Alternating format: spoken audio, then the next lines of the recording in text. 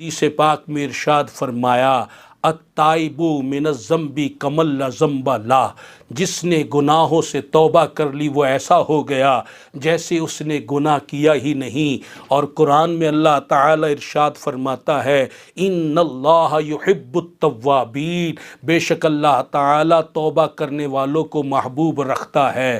تو اپنی توبہ پر قائم رہیے، آنے والی زندگی کی قدر کیجئے، اسے گناہوں میں غفلت میں برباد مت کیجئے، سچی توبہ کیجئے، نیکی والی زندگی گزاریے، اور نیکی پر استقامت کے لیے، توبہ پر استقامت کے لیے دینی ماحول کی ضرورت سے کوئی بھی ذی شعور انکار نہیں کر سکتا کہ صحبت صالح ترا صالح کند، صحبت طالح ترا طالح کند۔ اچھوں کی صحبت آدمی کو اچھا بنا دیتی ہے اور بروں کی صحبت آدمی کو برا بنا دیتی ہے۔ الحمدللہ تعالی تبلیغ دین کی عالمی تنظیم، تبلیغ اسلامی کا دینی ماحول ہمارے سامنے ہے کہ جو عقیدے کو نکھارنے، اعمال کو سدھارنے، اخلاق کو سنوارنے اور دلوں کو چمکانے کے لیے پوری دنیا میں پیغام عام کر رہا ہے۔